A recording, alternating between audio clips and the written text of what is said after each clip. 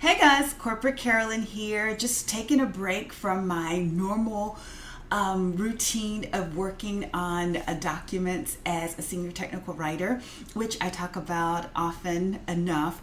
But I've worked in corporate environments, not just as a technical writer. So some of the lessons I share are not specific just to technical writing. It's just any area of corporate America that you might find yourself in. And this is another one of those tips. No matter what environment you find yourself in, I recommend that you are constantly learning. Even annoying people can teach you valuable lessons that help you to move to the next level or to excel in your given arena.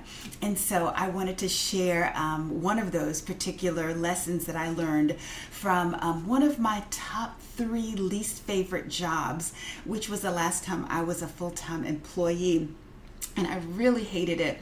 And I had a manager that for some reason she liked to annoy me and to call me out on things and to try to embarrass me in public settings. One of those happened via an email. I was, telling her about something that had happened, and I think there were a couple of other people on the distribution list. And so she writes back. She's my manager, mind you. These other people are not on her team. As a manager, you should support your people, or at least try to, clarify if you think that they're confused. I've been a manager before, and so that's what I would do. You don't leave your people hanging. So even if she misunderstood, she could have, asked me to clarify privately before she responded to the distribution list. So she writes back and says, Carolyn, I don't know, what you're talking about or what you want me to do about this. So I'm like, okay, whatever. And she's like, if you had an important point that you wanted me to, to recognize, you should have put it in a yellow highlight. And I'm like thinking, okay, you are annoying, you're petty, and you're kind of immature, and you've left your underling hanging, which is very annoying to me. But I was like, maybe I can learn something from this. So I replied back in a very nice, professional, corporate Carolyn way, clarifying even further the point that I thought was obvious, where I thought she was being deliberately obtuse, but I didn't let any of that show up in my response, which is how one of my coworkers there started referring to me as corporate Carolyn, because when you're speaking publicly via email, it needs to be professional. You can't be petty or shown to be immature, because you don't know who those messages are going to be forwarded to. So I respond to people as if my director, senior director, or anybody who's in a hiring or firing position could say, oh, okay, I see her point. Oh yeah, she was nice, she was professional, she was courteous, and so I don't get petty on paper. How about that's a tagline, don't be petty on paper. And so anyway, so I responded back, and I did use the yellow highlighting. So even though she tormented me and annoyed me, 2 positions later, when I send out an email to people, that's one of the top things that I remember to do via email. I highlight the most important points in yellow. And this is a good thing for busy people, because their eyes can focus in on your most salient point. And also I use italics, or maybe even bold. Never like caps, especially if I'm like expressing an emotion or something. All caps can be perceived as being rude. Maybe you could have a variable name or something, and all caps if you want a person to see that. Or like maybe say, do not use, this particular folder.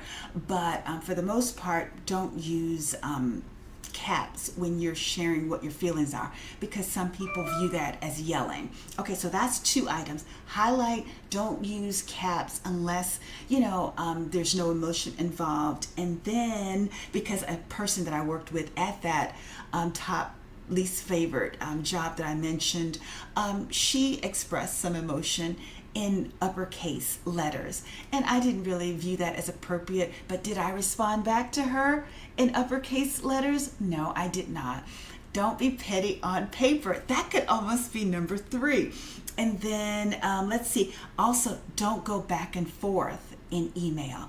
Like, say if a person says something to you that's petty, don't, go tit for tat with someone, especially if you have other people on the distribution list, because ain't nobody got time for that. No one wants to hear you going back and forth with the person. Even if you're right, most people will be more annoyed with you for wasting their time and filling their inbox with unnecessary mail messages. If you find yourself having to go back and forth more than once or twice, then I would ask the person, may I call you on Teams, or may I, call you on your cell phone? Make sure you guys get on the same page that way. And then when you do reply to the people that are on the distribution list who are waiting for a resolution, not a petty debate or not an exchange of ideas and opinions, they just want to know the final outcome. So that's when you can reply all and let them know how things got resolved. And then another thing, speaking of that, keep receipts. Like some of the people in reality TV have said over the years, I don't have the patience for that foolishness anymore. But years ago, I used to watch, and they always say, I have receipts. I'm a person who keeps receipts, because there are some people who are petty on paper, and people who aren't really trying to be professional. And in one of my second least favorite positions that I had, again as a full-time employee with a company that I prefer to contract for now, my manager, she left me hanging on a call, and I referred to that call as a debacle, because I was told to do A, and then on a call with people outside of our group, they were asking about B, C, and D. I had no idea about B, C, and D. My manager, I think she could have come to my aid, but she did not. And so I was sitting there with egg on my face, not really knowing how to do, talking about a system that I never had access to. So that's okay.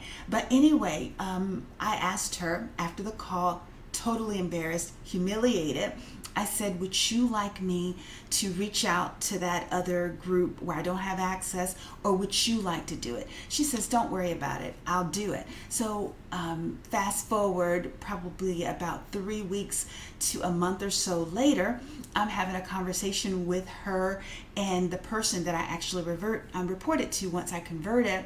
And then we start talking about the debacle.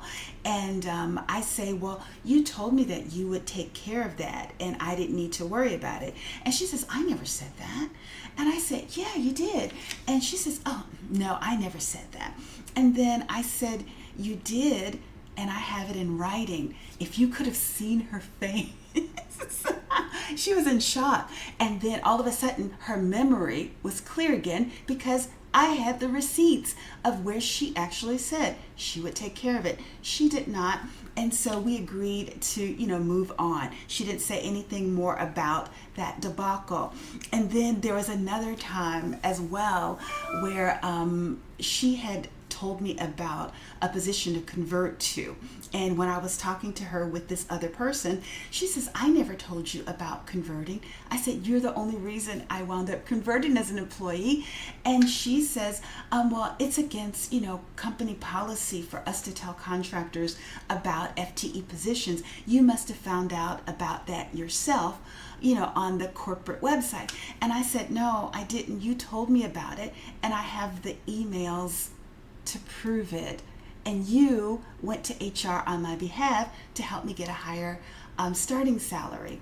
And then all of a sudden, if you could have seen her face again, she was shocked, because as reality TV people say, I had receipts. So that's another thing. And then finally, when you write your email, even though I struggle with staying on point when I'm talking, in emails, I stay on point. So like your subject, whatever your subject is talking about, if your subject is talking about a user guide or say a white paper, only talk about that in the subject or the body of the email.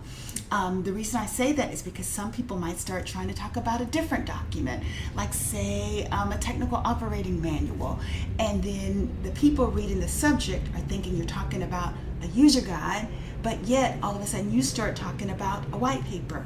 It leads to confusion. What you want to do with your email is get all of the thoughts for that particular subject. And then, especially once you get approvals on your document, if you are a technical writer or even a business analyst or someone who's trying to get approval for your deliverables, then all of a sudden you can save that particular email once everything's resolved. And if someone says, did this user guide get approved? Then all of a sudden you look back, June 26th, and you say, oh yeah, here it is. I have it saved for this particular user guide on this particular date, and you can prove to people that your document was actually approved, or your code, or your test cases or whatever. So email is a very powerful tool, and through all of these painful lessons that I mentioned to you, I managed to learn something very important that I use today to make Corporate Carolyn as efficient and as productive as she can be in a corporate setting. Hopefully those helped you guys as well. I got to get back to work. My screen has gone black, and I'll come back at some point and share more tips, especially like maybe on Teams etiquette, since that's something that I use quite a bit too, and I've learned some valuable lessons there as well. If you guys have any questions, let me know. Otherwise, I look forward to talking to you next time. Until then, have a great day. Take care.